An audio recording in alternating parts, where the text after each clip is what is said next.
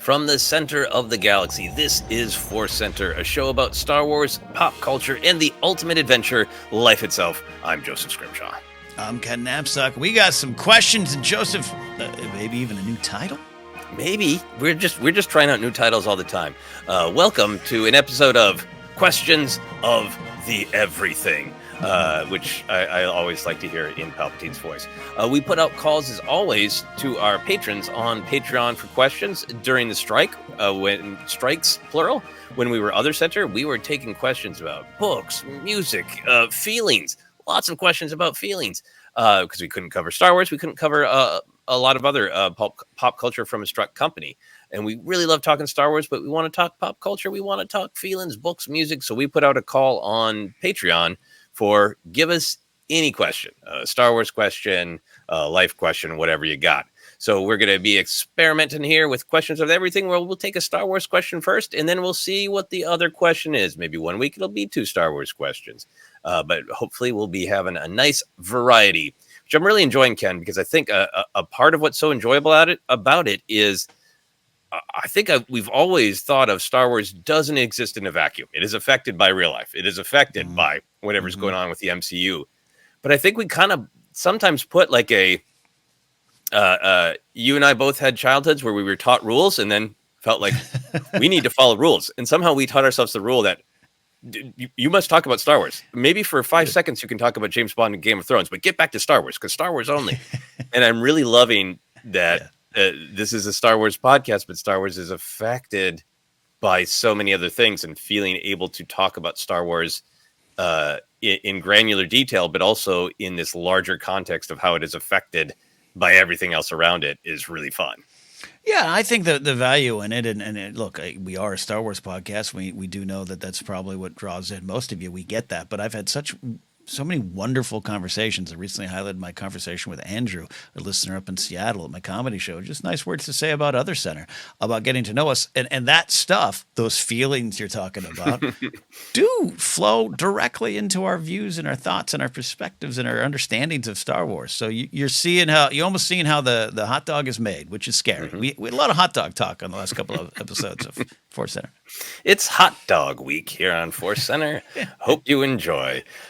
But as always, we want to let you know that today's podcast is brought to you by Audible. Get a free audiobook download and a 30-day free trial at audibletrial.com/ForceCenter. Over 180,000 titles to choose from for your iPhone, Android, Kindle, or MP3 player. This week, we are continuing to recommend Crimson Climb by E.K. Johnston. This is a Kira book. We're big fans of Kira, so we're hoping to get to that book, hoping to read it and enjoy it eventually. But if you want to give it a listen right now, you can help us out a bunch by downloading your free audiobook today. You can go to audibletrial.com/ForceCenter. One more time, that's audibletrial.com/ForceCenter for a free audio book. We also like to do our little ask, clasp our little hands together like Dickensian waves and say, please, sir, may we have some more YouTube subscribers? Ken, do you want to do our ask? Please. I hate porridge, but I do love asking. We are trying to reach 7,500 subscribers, and we are so close that, hey, by the time I say this, it could be old news, but I think it's important to ask. The numbers are important. We're trying to not just make a go on it on YouTube like some scrappy kids with dreams. This is a place we've been on for a long time, but expanding our reach and trying to bring in new voices, and new voices in our own fandom and new ears. I'm just throwing body parts and functions out there. It's important to us, and YouTube's the way to do that. And we're trying to get that subscription number up to 7,500. That's our ask. I'll back out before I say something silly. That is a great ask. You're talking about hot dogs and body parts. It's a real dark episode here on Questions of the Everything. But it's YouTube's been great. It's all connected. It's been great to go full faces and still have the podcast side as well. And it's been great on YouTube to definitely see some people who've been with us a long time, but also see some new people trying us out. And it has been great, given the legend of YouTube, where comments can be quite nasty. It's been a dream to hear in the comments other people's take on things stated in such a fun and friendly, like, oh, cool, I grew up at this time, and I thought this about it, or I don't normally like this, but I do like it when this happens. I love that. I love hearing the insight. So thank you all to everybody who's been on YouTube and been commenting in such an awesome way. Yeah, you don't have to comment, but YouTube wants you to comment. So choose words of peace, not words of war, when even disagreed with us. But it can sometimes get scary. I always say creators and artists and entertainers and broadcasters and comics, we don't love pushback. We don't love hecklers. It's just a side effect of what we do. So it sometimes creates fear into stepping onto a new stage. And you all have been so wonderful. So thank you. I echo Joseph's thoughts. Yes, thank you very much for the non-heckle comments. But with that, we're going to get into some questions from James Pasqualucci. That comes as first one. And James says, "Hello there, ForceCenter. I usually prefer to stay on the positive side of questions, but I want to confront my fear like a Jedi. So I come to you with this question about a small concern of mine and hopefully get some good Star Wars counseling out of it. My question relates to Star Wars villains beyond the sequel trilogy. What these villains could be is a fascinating mystery to me. It also gives me a small amount of concern. You have talked about how Star Wars is a great balance of the new and old. I ask you, what do you think villains will look like beyond the sequel trilogy, and what is the balance of new and old in creating them? My fear is that we'll go to one of two extremes. Legends tried many new things in the form of villains like the Yuuzhan Vong, Abeloth, and Darth Krayt. I don't want to say these villains didn't work at all, as they do have their fans. However, for some, these villains were just a little too much, myself included. On the other hand, I don't want them to go too familiar. I love the sequel trilogy, and I love what the First Order and the contingency plan represent. However, I guess I have a small fear that we will see another version of the Empire, and I really want to see nary a white armored stormtrooper, planet-killing superweapon, or return Palpatine within 500,000 light years of any story set after the sequel trilogy. So again, I ask, what is the balance? Thank you for the counseling, and may the Force be with you all. James, thank you for this question. It is stated so personally, reckoning with your own feelings and fears and tastes. But I think it's a pretty universal one of a question of how you create not just Star Wars enemies, but enemies for the Jedi. Ken, as a starting place, I experienced the Yuuzhan Vong a little bit. Didn't had some pushback, so I didn't dive deep. I did a little bit of a Wikipedia dive on Abeloth and Darth Krayt to refresh myself. I have to admit I'm not super familiar with them, but they do feel like they're the Abeloth and Darth Krayt both in the sort of category of super Sith of Sith villains that are sort of big bad Sith, but still in the general Sith category. Do you have any relationship with those baddies? No, and didn't Abeloth pop up during the Ahsoka discourse is something that might, there's a possibility there was a reference or Filoni could be leading towards that. I think a lot of speculation was around that. I remember. Yeah, I think some Legends fans are reading some tea leaves, and I don't think incorrectly necessarily, or I don't think wildly in that Filoni has been so positive about his love of the EU and wanting to incorporate elements of the EU as he builds out this New Republic era of Star Wars. So I think that's where it was leading to. I don't remember the exact tea leaves that people are reading, but I think that was the spirit of it. Yeah, and I'm sure we might get comments down below, which is okay. Feel free. Help us, educate us, not fight back. My relationship with those three is null, almost null and void. I've been pretty vocal about not loving a lot of the EU back then. I just didn't, so I did. So I moved on. I didn't do a rant because I don't think I could do a rant video back then. I just moved on and enjoyed what I wanted to enjoy in Star Wars. That doesn't mean there's a value in each one of them, but there couldn't be things updated and adapted into new canon. I think that's been done successfully by Filoni and so many other wonderful creators. So I'm excited to explore themes that could exist from those characters, because that's the big key that I think draws you and I and so many people in. What are the themes? What's the why? Yuuzhan Vong were a punchline. I use them as a punchline. That doesn't mean they don't have value, and I understand there's fans, and sometimes perhaps even I've been disrespectful to those fans by my Yuuzhan Vong jokes. I just didn't like the concept of not affected by the Force. And again, I'm not in the weeds, so feel free to correct me and wag a finger at me. I just didn't like it from afar. I looked at it. I didn't like the designs. So I didn't engage with any of that stuff. But this question, I'll say before we go on, James, I don't think this is a negative question. This is an exciting question because we have an opportunity for something brand new or something familiar in a new way. Yeah, no, I agree. I think it's a thrilling question. Same thing. I didn't ever read anything with Abeloth or Darth Krayt. Right now, to me, they're Wikipedia entries, so I don't have a super relationship or strong opinion about them. Yuzhan Vong, I think I read part of one of the books, and the theory of not being affected by the Force, and I know that might evolve. I don't know. I haven't read the books, and I bet if I had time to read them all, I'd find a bunch of stuff I really like, and there'd be episodes of Yuzhan Vong Center where I really pull out what I do like about them. But I always have a strong I don't want to depower the Jedi. I think there's that classic Superman question of find a conflict for him, don't depower him. And I feel the same way about the Jedi. That's what I knew about Yuzhan Vong back in the day, so I didn't dive in. So that acknowledged, I want to get into the possibilities of the future. I want to talk about the possibilities of what the villains are, but I want to start with this, Ken.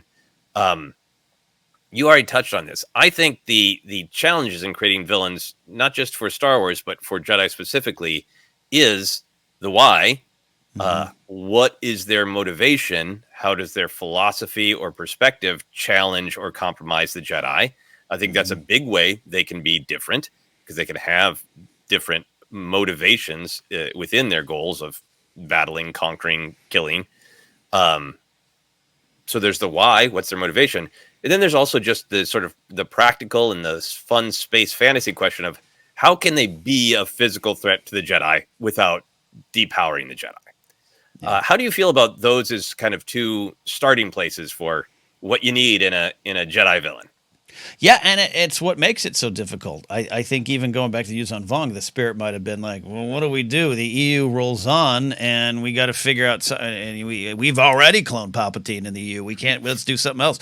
So I get the spirit. That goes to your question. I think of you don't want to lower the Jedi to their level. You want the challenge to be on equal playing fields. I think it's what they asked themselves successfully in the High Republic series. That Phase 1 changed my early opinions on the Nile and Marchion Ro, where I was like, I don't know, marauders and pirates. I get it. Oh no, it was very politically charged. It was very of its time, of when that was written, and also the writers and creators and people behind those books and comics were like, what would the Jedi fear? That's the valuable question. So that's how you have to approach it. It's no easy answer. And that's why I think at times you do go to Sith or dark side users. It just makes sense. Light and dark, the balance, and the dark is the corruption of the light, or the Sith and those dark side users are a corruption of that balance. So that's where you have to start. I don't have the answers yet. Yeah, I think the High Republic makes me really excited about the possibility, because I think of what villains can be, and really, in my mind, successfully expanding the palette of Star Wars villains, because I think it wrestles with both questions of what is their motivation? So they are compelling characters onto themselves. Why do they want to conquer, kill, stop, control?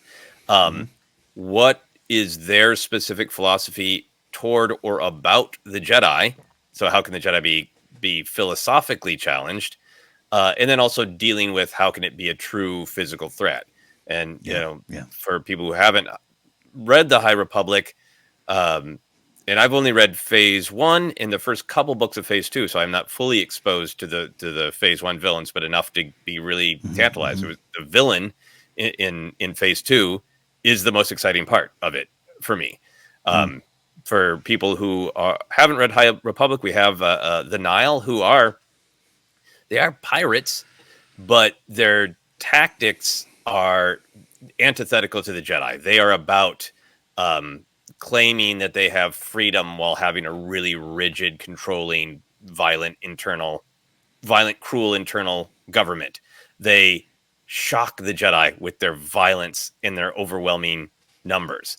We also have the Drengir, which are just dark side plants Mm-hmm. I think that's one of the big answers of how do you find new villains for Star Wars? Go full pulp. Go Mm-hmm. to like this is the Day of Triffids, famous British horror film of like what if we look often we look at nature, look at a tree and go that's beautiful. What if the trees were all talking to each other and wanted to kill us? it's, it's high pulp and it's great because it's the organic dark side that just wants to consume. The Jedi are in their way. We're introduced to the characters with many different names, including the nameless, but are these horrible, pulpy creatures that eat the Force and drain a Jedi of their vital life. So it is dabbling into that Yuzon Vong territory of like, we got to have something that can weaken the Jedi. Match them, but instead of denying the Force, it's entirely, a manifestation of eating the Force is really cool. The beginning of Phase 2, which I've read, is the path of the open hand, which is basically a cult with an entirely different perspective and claim on the Force. So you're getting into that philosophical. So for me, like running down this list of High Republic, it's all these options. It's challenging their perspective. It's challenging their power with pulpy, weird, fantastic creatures. It's the Nihil target the Jedi. The Nihil know their weaknesses in terms of their attitudes and their beliefs, and what will hurt and demoralize them is random violence across the galaxy. It is so upsetting to the Jedi because it's the Jedi are trying to remain order, and they are creating chaos. So I just think it's a great template of all the different ways you can come at the Jedi with villains.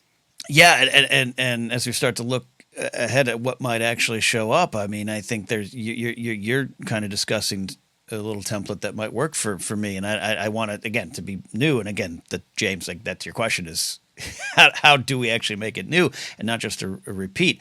The Nihil, this coming from it's this disenfranchised group coming from a maybe an understandable perspective, whipped up into a frenzy, a violent frenzy by rulers like you talked about. These are people that would storm a capital because they think it's right, and that's what they're trying to put out into the galaxy. These agents of chaos, feeling they're free, but they're not. That's very political. That's very real, and I'm, look at where Rey might be building this order in. Another war. We don't want to repeat the mistakes, and from the outside, there's probably people who still think the Jedi should go away. Hell, we fight that in the fandom. The actual fandom of Star Wars sometimes has this like, well, the Jedi were bad and they should go away. So that's also part of looking forward to for me. Yeah, that template you just talked about. Yeah. Absolutely, and I agree with you. I think all of Star Wars pulls from the trauma of the real world, and so much of Star Wars is built on what it would make people want to be authoritarians, and the desire for no empathy, just believing that only I should have power. And ultimately, you strip everything with the Empire and the First Order down. It's one. A twisted man who just believes I should control everything. Nobody else should have anything. Right.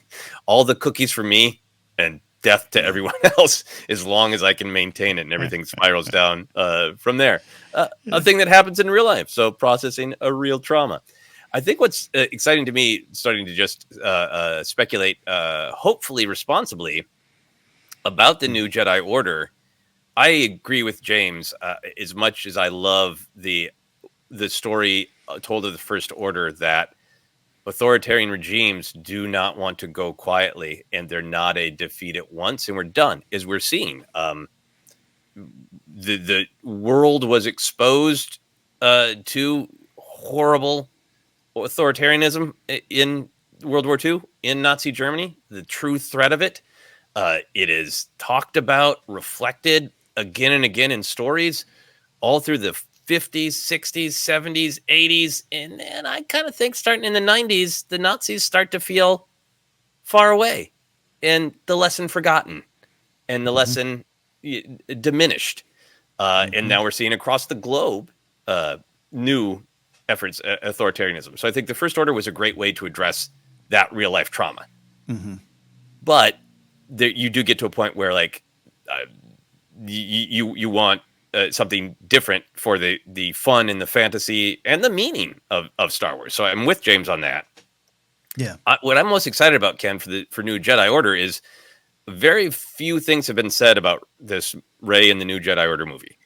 But one of the things that the director, Sharmeen Obaid-Chinoy, said at Star Wars Celebration was 15 years after the First Order war, the Jedi are starting to come back, and there's a bunch of people who don't want the Jedi to rise and flourish.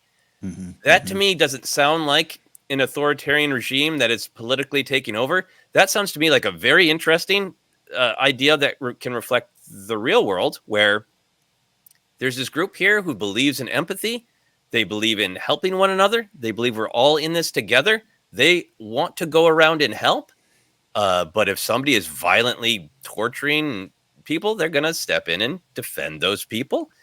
And powerful, entrenched systems who like the status quo, who don't want empathy, who don't want help, who want people to stay exactly where they are and in the systems they are, go, we don't want anybody to stand up for empathy and togetherness. We want the people on our system of planets to believe there's no other way, there's no other hope. That to me sounds like the villains might be galactic robber barons, bankers, galactic one percenters, weaponizing popular opinion against these Jedi. Who are these wizards to go around the galaxy and make decisions for you? So if that's the why, it's not about taking over the galaxy. It's about, we want to keep the galaxy exactly as it is with our systems in place, and we don't want anyone disrupting it with hope and empathy. How can we end them in the arena of popular opinion? And to get into the fantasy and the pulp of it, what weapon can we find to use against them? Can we, find some ancient Sith weapon, be it a tool, be it a person, and use them as a weapon of keeping the status quo?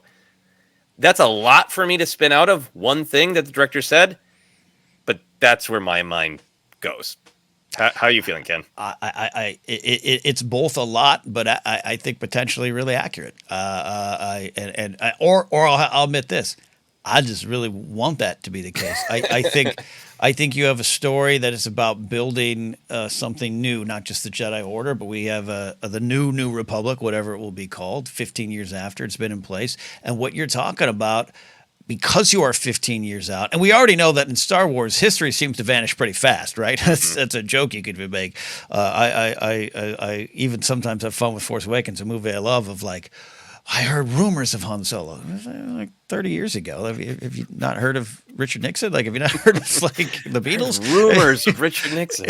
Yeah, I heard Paul McCartney had a band before Wings. Yeah, like, but you have enough time with 15 years that exactly what you're talking about, of those in power politically, corporations, whatever you want to do it within the Star Wars world, are really excited to be like, no, things are good. Things were good. How big was that threat that we all came together to fight?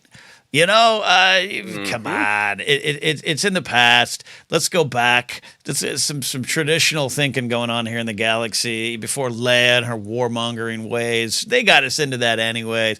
I think you play with that, and then the you mentioned earlier of the path of the open hand is a cult-like thing. Like that's kind of a literal, like, behind it all is a cult trying to grasp onto its own power, and you wouldn't want you'd want to pervert the meaning of the Jedi, and take the truth and take the true intentions, because even the Jedi have some confusion, because that's kind of the complicated gray areas we all live in of multiple truths and different ways to look at it, and people change, people grow, and the Jedi did slip, and you could focus on the slip and not the big goal. And if you have someone going, and now you got Rey, who was part of that warmonger and Leia team, is trying to rebuild these bastards. She wants them back. Look at all the destruction they brought.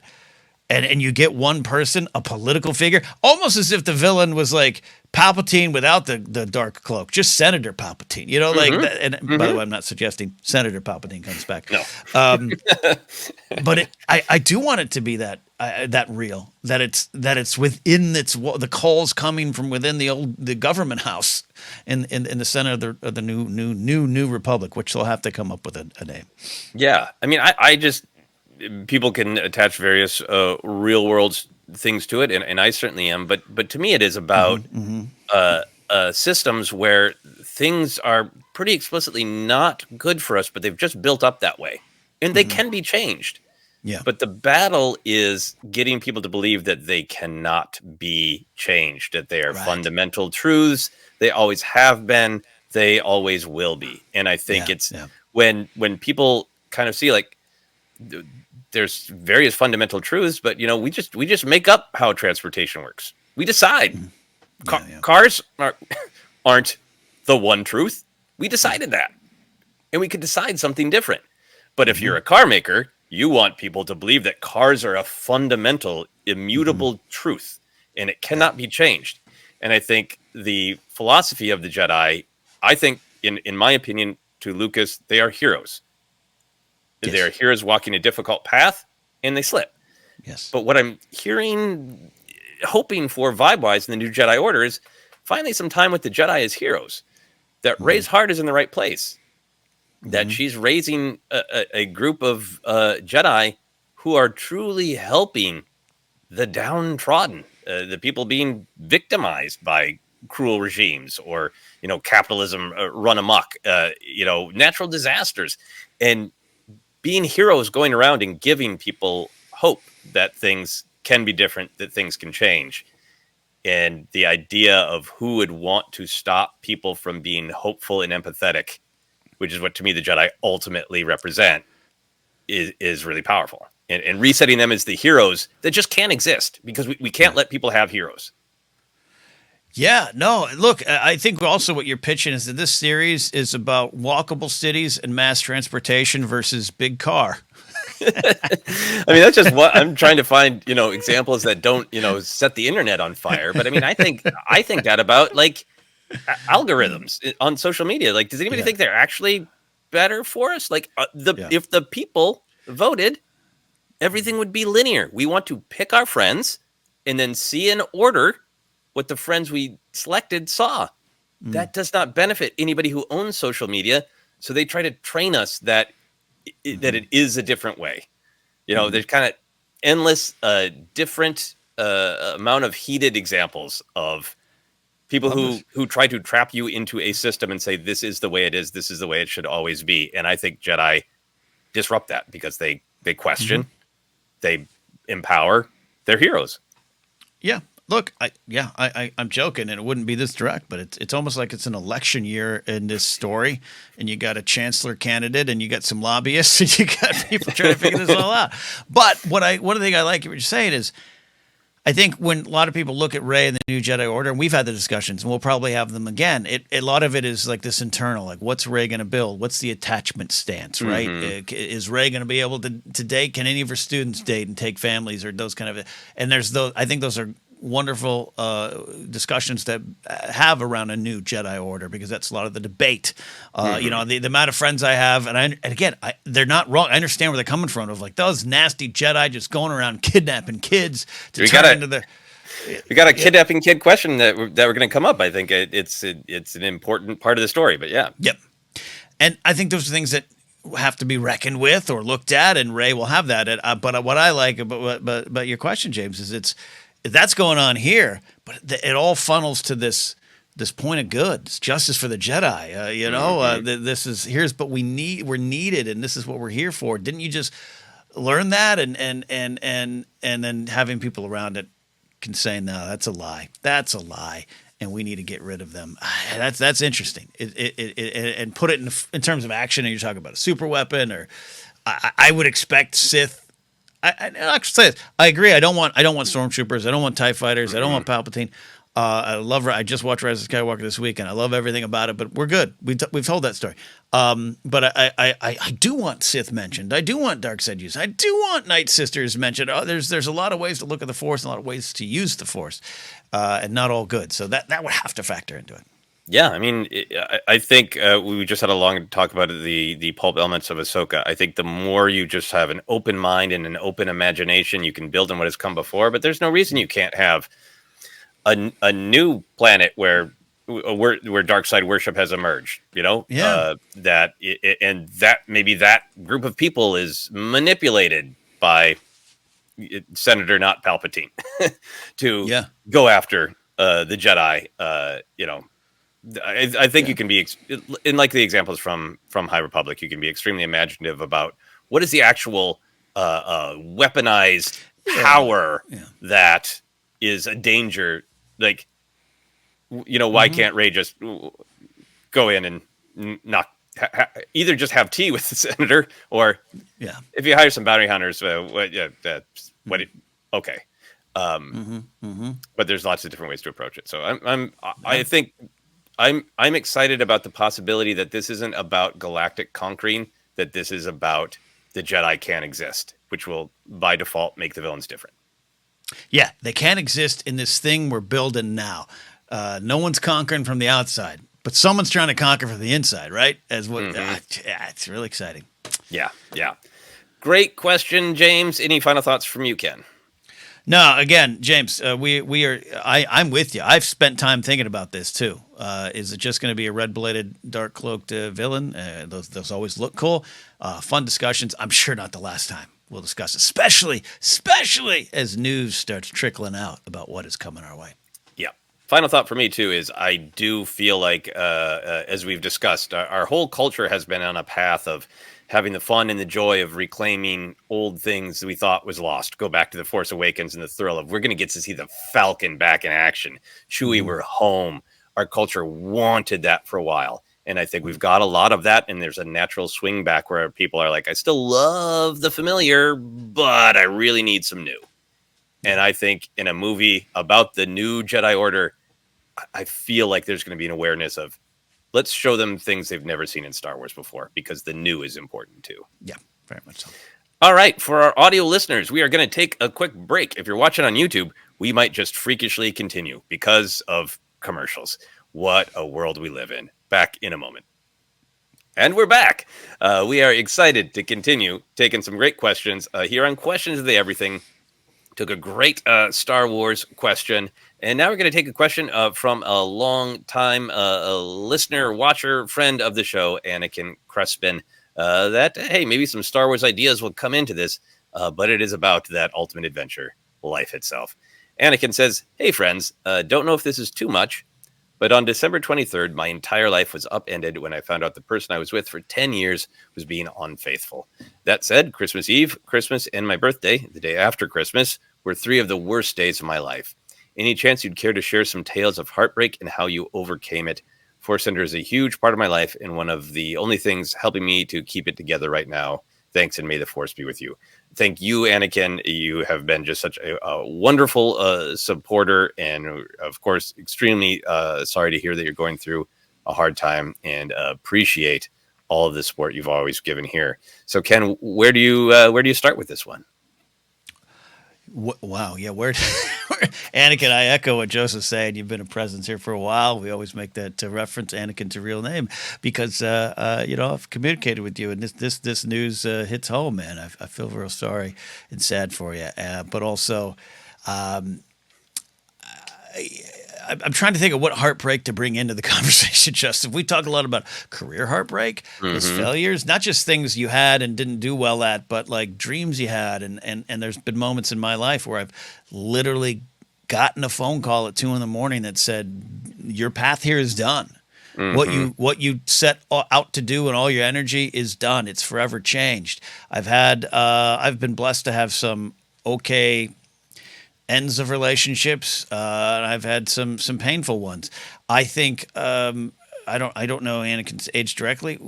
I think with experience and with learning that this too shall pass, that seems trite. That's where I go to now. Where as long as I'm still above ground, I've still got a chance to do something. Those 3 worst days of your life, what can you learn from it? What can you grow from? This is a change. This is an opportunity that's easy to think of from afar when you're in it. My suggestion to those who are in it, and every time I've been in heartbreak, it's okay to wallow, roam around in it, wear it like a cloak, write a poem, write a dark song. It's okay, because I feel if you run away from that heartbreak and you try to push it down or try to the toxic positivity, that's when it really matters. You've said some great things on that in the past, Joseph. Mm-hmm. That's when you're just lying to yourself and you're not processing the pain. There's time to have the analysis later on. There's time to look at what you did wrong, because I've looked back and been like, oh yeah, that was me. Mm-hmm. There's even some job things for some big digital media companies I worked at that I worked for horrible people and was happy to get out. But I also know that, well, I didn't do all the right things in the situations either. But you can't see that right now. I was just living in the anger or the frustration. So that's part of it too. But as far as the actual, I'll pitch back to you, Joseph, while I get into maybe some more specifics. How I overcome it now is just to know that you will be okay. You just have to work for that. Yeah, I really echo a lot of things that you're saying. I think one of the most important things is let yourself feel sad without losing your hope. And even for disappointments and things I've been upset with, 2023 was a real up and down year for me. And there were some, in 2023, I've mentioned before, I had some of the worst days I've had in a long time. And one of the most important things to me is to just let myself feel absolutely distraught about the thing that I'm upset with. But I also say, like, I'm going to be the worst grump, listen to angry music, listen to sad music, take walks and rage at the sky. Yeah. Because I know next week, once I give myself some time to breathe, I'm going to try again.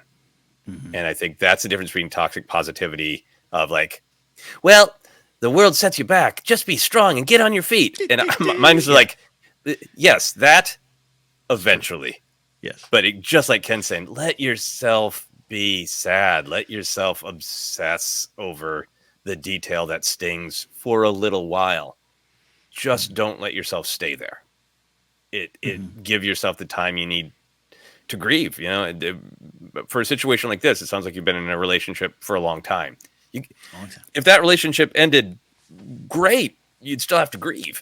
So give yourself some time to grieve, give yourself some time to process, but know that it will get better. Know that you are learning things while the grieving is happening, and do not give up hope that it will get better, and maybe even better than it ever was, because you'll learn stuff about yourself as you go through the process. Yeah. I have a specific story because I don't want Anakin asked us to share specific stories. Yeah. And it's so I've mentioned many times over the years. I had one real serious relationship before I met my wife Sarah, and I'm friends with the person now, a dear person to me. I treasure the time that we were together. But the end of the relationship was really hard. Anakin says my entire life was upended, and this was a time where I felt that same thing of like my entire life is upended. Been in this relationship, I made a bunch of mistakes. The signs were there, but I was not paying attention to them. I don't think we were doing a great job communicating.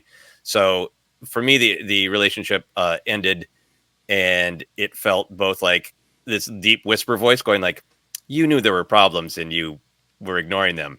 But then also on the surface, it felt like I slammed into a brick wall at 90 degrees, or 90 miles an hour. Yeah. So this particular breakup happened while I was deciding to end the show I'd been doing with my brother for 5 years that I got a lot of identity from. I'd already decided that. And we lived together, and I was definitely the person who needed to physically leave the living situation, because a part of it was I was being financially irresponsible, not holding up my end of things. I was also, at that time, I had been making money from doing shows, but not making enough money. I had quit Kinko's and had saved up enough money to get by for a while, and the money was dwindling, and I wasn't finding a real job. And I was about to turn 30. So it was, I'm going to have to leave and mourn this relationship. I have to give up this show that defines me because it's the right time to do it. I don't have a job. And I'm about to turn 30. Great job at life, self. So it was really difficult. But what became uh, I always reckon with the what good came out of it, because it's not like Yeah, bad yeah. things have to happen to have good things happen. But in terms of dealing with this, it I had to look at myself and go, what choices have you been making? Who do you want to be? What do you have? Because I was focusing on what I was losing, and I rebirth can be healing. Basically, it was a point of rebirth for me of what what do I want to be? How have I been letting myself down? How have I been letting others down? Who are people around me who are there and always have been there? Because I'm focusing on the negative that my life, that all these things are gone. Um, and when I look back on that time of rebuilding and rebirth, I was shocked to discover several years later, like suddenly that's become a happy memory because it was such a time of rebirth and honesty and choosing who I wanted to be, what I wanted to focus on, being honest with myself about the mistakes I made and what I don't want to do again. So, Anakin, I'm not going to come to you and say, enjoy this time. But I think that when we are forced to Yeah. deeply, deeply take stock Yeah. of our lives, sometimes we can find there's more in the pantry of our lives than we thought, and it's a time to value your core strengths and to rebuild from there. And I look back on that, not the breakup and the sadness of it, but the chance to rebuild, strangely fondly, because it's just a time of great honesty and necessity. I know what you mean. I know what you mean. You look back on all the roads that lead you to where you are, and some of them start making sense a little bit later on. Yeah, no, I'm with you, and it's there's a lot of self reflection. Even if I don't know the whole story here. I'll say that, Anakin, but like you move past the pain that's in there, wallow in it. Like I said, I'm saying it's okay if you spend an afternoon crying in a car eating fast food with sad music playing. What a joy! I love doing that every now and then. Sometimes I intentionally do it. It seems weird, but if you're of that ilk, enjoy it while you got it. Is what I'll say. But the chance to self reflect is the key, and I'm trying to think of specific examples. A lot of my pain in my 20s was self caused because I was lonely. No women liked me, and then at one point, in about 2005, I had a very close friend come visit me, and at the bar at the Hollywood Improv, literally said "F you" to me. It was like "F you." I've known you. You know me since 8th grade. He's like, "Yeah, you say women don't like me." He listed off 5 in high school that did. He said, "But you couldn't see it because you were so focused on your own pain, so focused on what you didn't have, so focused on what you hated about yourself. You couldn't see it." And I was jealous of those opportunities you were tossing aside. And this is one of my best friends, and so I don't talk to him all the time, but it's one of those lifetime Hall of Fame friends. And I needed that to force self-reflection that I wasn't doing. Now, I'm not saying this relates to anything you're experiencing directly, Anakin, or that you were 100% wronged or 100% right. I don't care about the details. You know the details, but that's what I needed because my pain was coming from myself, and it still does. You know me, Joseph. A lot of the pain comes from inside the head, and the biggest the biggest leaps forward for me have emerged from darker times. One breakup in '09, and through all the pain and the tears and the confusion, there was always moments, and this includes employment. Thanks. There's always moments when I kind of took that breath, sometimes literally, like, what is next? And I get to write that, right? And it's easier said than done. But I needed that exhale. I needed that breath to be like, that was 5 years, and now I'm here. So it's a mix for me. I can't. The specific examples I've gone through some career stuff before too, but even the career stuff, how I reacted to the career stuff was real damage. It's still even how I do it now. I can get in my head on a bad stand-up set, and I react to it poorly. So that's where I go. I take that breath and try to figure out how am I going to react to this. Yeah, I think that's great, and I think so many of us have have these challenges day to day. One part of our life is going great, but something gets upended. And I think what Anakin is talking about, experience where it feels like everything has fundamentally shifted. Everything. I think letting yourself be honest and feel the pain, while also checking and going, it feels that way, but who are people in my life that are going nowhere? What are circumstances that are going that are positive? What are the core? What makes me feel like me and reassures me that I'm still on solid ground? And how can I pursue that? I don't know if you ever do that, Ken. If you ever get to the point of like, all of these circumstances around me has made me question, but at the end of the day, I know I have this. Because when I was going through that breakup, I was like, I know that I know that I'm creative, and it makes me feel good to create, and I believe I'm good enough at it to keep doing it, and that was a healing thing, because it was like getting down to something that's like the core of me, of like nothing can take that from me. It is a core of who I am. Do you have any sort of go-tos of like, your house could burn down, Grace could leave you, but you would still have this core of who you are? Yeah, absolutely, and that's what I mean by if you're above ground, you still got a shot, or still got a chance, you still got you. Again, all this is easier said than done. We're trying to avoid bumper sticker advice, but I think these things work for a reason. The reason I always end up sounding like I'm coaching a baseball team or a football team, it's because there's some basic truths in that as humans.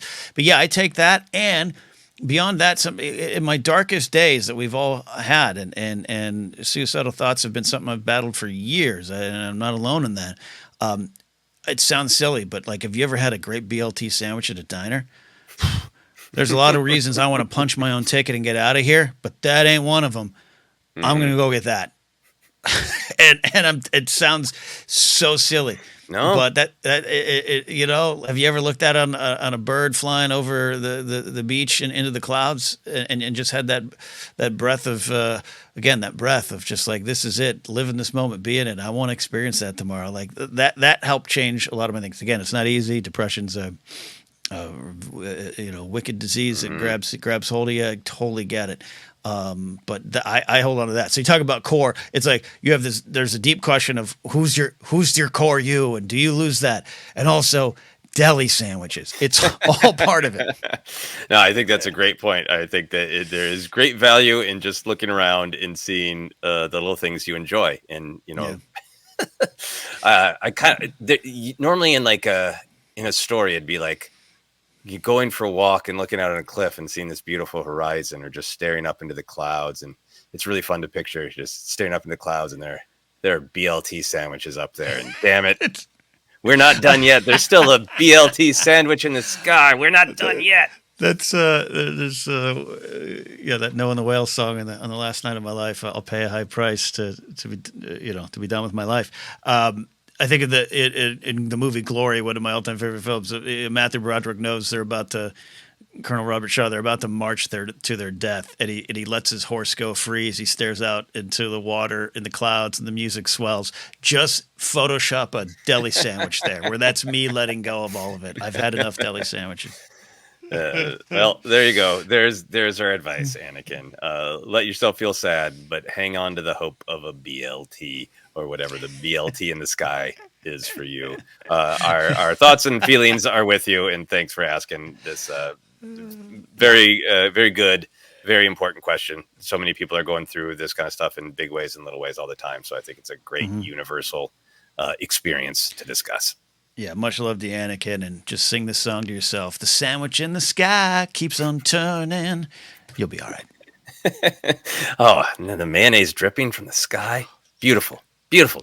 All right, that is it. Those are our questions of everything, from the villains threatening the new Jedi Order to the BLTs in the sky. That's what you can expect from questions of the everything.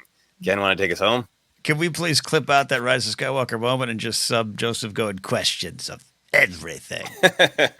Everything. I'll give you everything. All right. Hey, you can find us on Twitter and Threads at ForceCenter Pod. We're on Facebook at ForceCenter Podcast. Instagram as well, if you're on that site. I know a lot of people are. I spend more time there now these days. We are on YouTube. Subscribe there. Help us reach our goals, and you see our faces. That's right. Podcast available in a lot of spots. Just search. You'll find us. Merch available at tpublic.com/ForceCenter, where maybe we'll have Brian Ward. We'll pay Brian Ward to make a new shirt just called the BLT in the sky. Maybe it'll work. Patreon.com/ForceCenter is where you can support us directly. There, you get a monthly show. We got Will of the Force exclusively for all of you there. Follow me at Napzok. Go to my website, KedNapzok.com. Hey, I literally took some of the stuff I was thinking and talking about today and put it into a song called Last Step First. It's on the Moonagers' first EP, Broken Pieces of What Remains. Information on my website there. Joseph, where can they find and follow you? You can find me on most of the social media at Joseph Scrimshaw. Not too active on the old bird site these days, but the butterfly site, Blue Sky, changed their logo to a butterfly. It's beautiful.